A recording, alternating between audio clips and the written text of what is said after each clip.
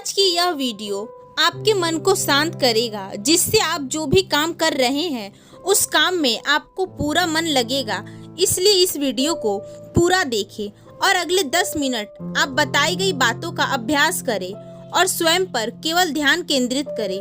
ध्यान के दौरान साधकों के साथ ऐसे कई अनुभव हैं जिससे साधक डर जाते हैं। यह अनुभव बहुत डरावने होते हैं, जिसके कारण साधक जान ही नहीं पाते कि उसका ध्यान सध रहा है या नहीं, और वह ध्यान बीच में ही छोड़ देता है। यही स्थिति प्रत्येक साधक के लिए बड़ी दुखदाई है।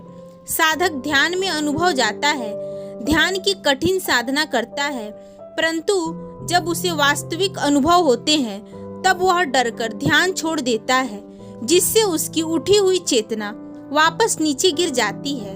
यदि आप ध्यान दें तो पाएंगे कि जितनी जल्दी आपके इस स्थूल शरीर में चेतना भ्रमण करती है, उतनी ही जल्दी यह चेतना नीचे की ओर गिरने भी लगती है। यह समस्त ब्रह्मांड या इस ब्रह्मांड में उपस्थित समस्त चीजें हमें प्रभावित करती है। जब हम ध्यान की अवस्था में विचरण करते हैं तो हमें कई सूक्ष्म अनुभव होते हैं। यह अनुभव डरावने भी हो सकते हैं, और यदि आप इन अनुभवों से डर गए तो यह आपके लिए बहुत घातक भी हो सकती है। तो आज की यह वीडियो अनुभवों की बात करेंगे जो साधकों के साथ ध्यान के दौरान होते हैं। यदि आपके साथ भी यह अनुभव हुए हैं तो आप बड़े ही किस्मत वाले हैं। ऐसे अनुभव का अर्थ होता है कि आप ध्यान मग्न में प्रगति कर रहे हैं और ध्यान आपको फलित हो रहा है। तो आइए इन अनुभवों के बारे में जानते हैं। ध्यान के दौरान आपको होने वाला पहला अनुभव है कि आपके मस्तिष्क यानी तीसरी आंख पर वाइब्रेशन होती है, कुछ हलचल होती है। साधकों को ऐसा भी महसूस होता है उनके सहस्त्र चक्र पर कोई चींटी चल रही है। इन साधकों को ऐसी स्थिति भी हो जाती है कि उनकी आज्ञा चक्र पर इतना खिंचाव पैदा हो जाता है कि वह उसे बर्दाश्त नहीं कर पाते, सहज नहीं रह पाते। यह स्थिति उनके लिए पीड़ादायक होती है। यदि ऐसा हो रहा है तो इससे आपको घबराना नहीं है। यह इसलिए हो रहा है क्योंकि आपकी ऊर्जा शक्ति जागृत हो रही है। इसे ऐसे समझ सकते हैं कि हमारे इस स्थूल शरीर में बहुत सारी ऊर्जाएं विद्यमान है। जिस प्रकार इस ब्रह्मांड में सब कुछ मौजूद है, ऐसे ही हमारा यह स्थूल शरीर ब्रह्मांड का प्रतीक है। जो भी हलचल इस ब्रह्मांड में होती है, उन सब का प्रभाव हमारे इस स्थूल शरीर पर भी पड़ता है, जिससे न हमारा यह शरीर प्रभावित होता है, बल्कि हमारा मन मस्तिष्क, हमारी यह समस्त काया प्रभावित होती है।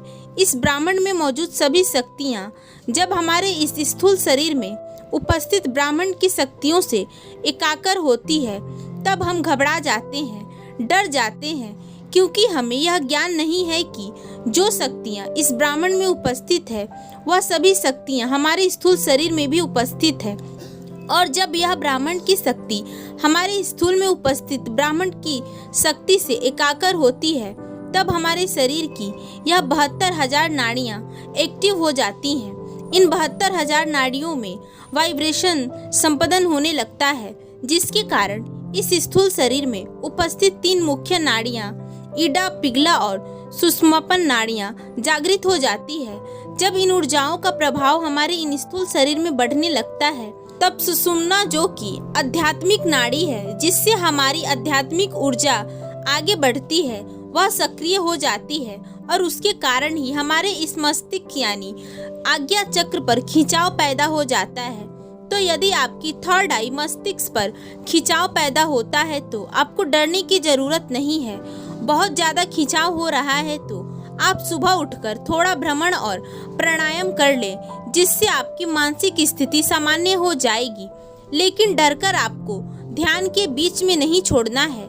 साधकों को होने वाला दूसरा अनुभव यह है कि ध्यान की अवस्था में बैठकर उन्हें नाम सुनाई देता है।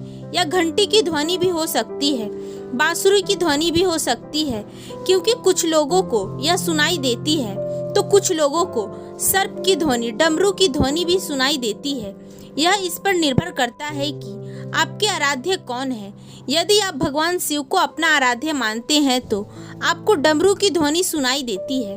कुछ लोग भगवान कृष्ण को अपना आराध्य मानते हैं, इस वजह से उनके मन में यह स्थिति उत्पन्न होती है कि उन्हें बांसुरी की आवाज़ सुनाई देती है। तो अब ऐसा क्यों होता है? तो ऐसा होने का कारण यह है कि व्यक्ति जब साधना की उच्च अवस्था में पहुंचने लगता है, यानी ध्यान की गहराइयों में गोते लगाने लगता है, तब उसके कान के सुनने की क्षमता विस्तृत हो जाती है, बढ़ जाती है। उसके कान में खिंचाव पैदा हो जाता है, जिसकी वजह से वह अग्रसर ध्वनियों को भी बड़ी आसानी से सुन सकता है। यदि आप ध्यान से सुनेंगे तो आपके इस स्थूल शरीर में अनगिनत ध्वनियां विद्यमान है। जिस प्रकार ब्राह्मण में मौत की ध्वनि विचरण करती है, नासा ने भी इस बात को सिद्ध किया है कि ब्राह्मण की ध्वनियाँ कुछ ओम की ध्वनि जैसी है। ऐसी ही ध्वनियाँ हमारे स्थूल शरीर में भी विचरण करती है और यह ध्वनियाँ अदृश्य होती है। हम लोग मोह माया के कारण इन ध्वनियों को नहीं सुन पाते हैं, क्योंकि कभी हम खाली बैठते ही नहीं, हम माया कमाने में व्यस्त हो जाते हैं, जिसके कारण हम अपने शरीर की ध्वनि को नहीं सुन पाते हैं। और जब हम ध्यान की अवस्था में बैठते हैं, ध्यान करते हैं, तब भीतर की ध्वनियाँ हमें सुनाई देने लगती है। और जब ऐसी ध्वनि हमें सुनाई देती है तो आप ईश्वर की कृपा पात्र हैं। तीसरा अनुभव यह होता है कि जब साधक रात्रि में सोता है तो उसको अजीब अजीब से डरावने सपने आते हैं। कभी कभी उसे ऐसा महसूस होता है कि कोई उसके सामने खड़ा है, उसकी पीठ पीछे कोई खड़ा है। तो ऐसी अवस्था में आपको डरने की जरूरत नहीं है, क्योंकि जो कुछ हो रहा है सही हो रहा है। ध्यान साधना को करने के बाद आपने अपने आप को इतना शुद्ध कर लिया है कि इस ब्रह्मांड में उपस्थित तमाम सूक्ष्म शरीर आपसे संबंधित स्थापित करना चाहते हैं। संबंध स्थापित करने का उद्देश्य है कि वह भी मोक्ष प्राप्त करना चाहते हैं। और उस सूक्ष्म शरीर में उपस्थित आत्माओं को ऐसा लगता है कि जैसे कि यह शरीर है जो उन्हें मुक्ति दिला सकता है, सागर से पार ले जा सकता है।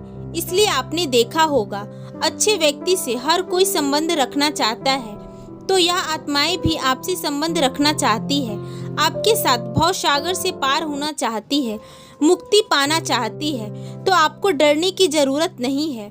बहुत से ऐसे लोग कहेंगे कि जो लोग ध्यान साधना नहीं करते उन्हें यह अनुभव क्यों नहीं होता। तो ऐसा इसलिए होता है क्योंकि वह अपना जीवन शोर में जी रहा है, उन्हें कुछ भी पता नहीं चलता है और कोई भी बुरे लोगों से क्या संबंध बनाना चाहेगा। तो इसलिए आपके साथ ऐसा कोई भी डरावना अनुभव हो रहा है तो आपको डरने की आवश्यकता नहीं है, बल्कि यह आपको ध्यान की गहराइयों में ले जाएगा। चौथा अनुभव है अपने इष्ट के दर्शन। बहुत से ऐसे साधक हैं जिनको ध्यान के दौरान उनके इष्ट भगवान के दर्शन होते हैं। अब यदि आपके साथ ऐसा हो रहा है, आप सोते हैं और उस समय इष्ट के दर्शन कर रहे हैं या ध्यान की अवस्था में दर्शन कर रहे हैं, तो यह आपके लिए बहुत अच्छा संकेत है। यहाँ आपको डरने की आवश्यकता नहीं है। अब आपकी ध्यान साधना उच्च कोटि की हो गई है, इसलिए आपको भगवान के दर्शन हो रहे हैं। अब यदि ऐसा अनुभव आपको हो रहा है तो आप डरिए मत, अपनी साधना को कंटिन्यू करिए और आगे बढ़िए।